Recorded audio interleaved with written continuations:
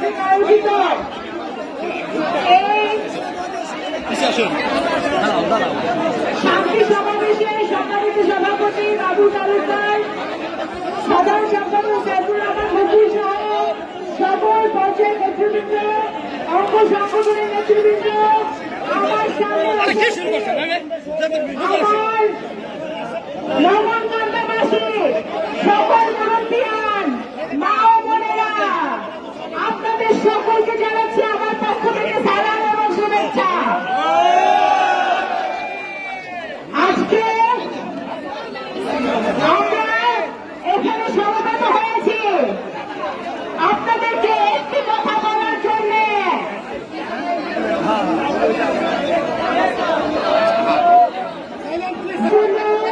আজকে সমাবেশ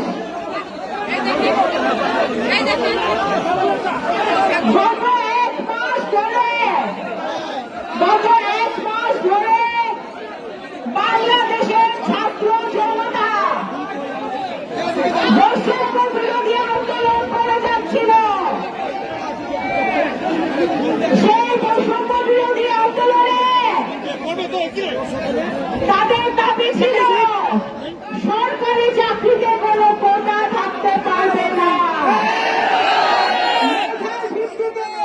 বাংলাদেশের প্রত্যেকটি মানুষের চাকরি হবে, চাকরি হবে। সেই আন্দোলন করতে গিয়ে খুনি হাসিনার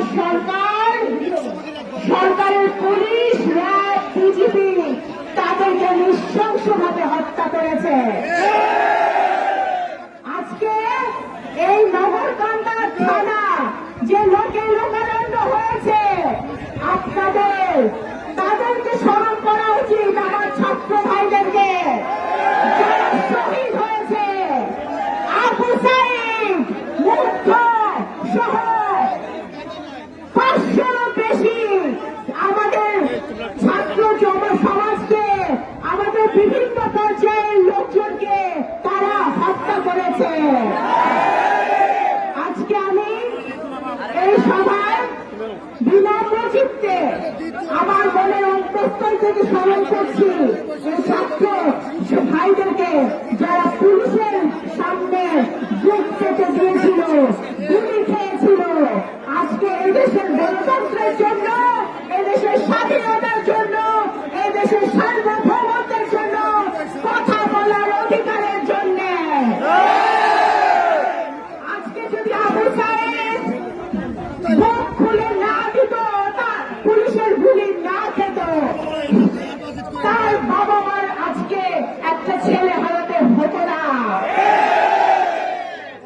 এবং তার এই আত্মত্যাগের কারণে আজকে আপনারা সকলে স্বাধীনভাবে এখানে আসতে পেরেছেন, কথা বলতে পারছেন।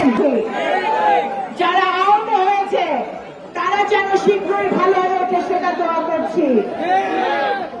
এবং এই প্রত্যেকটি গুলির বিচার বাংলাদেশের মাটিতে মানুষের নেতৃত্বে সেই সরকার এই প্রত্যেকটি গুলির বিচার করবে বলে আমাদের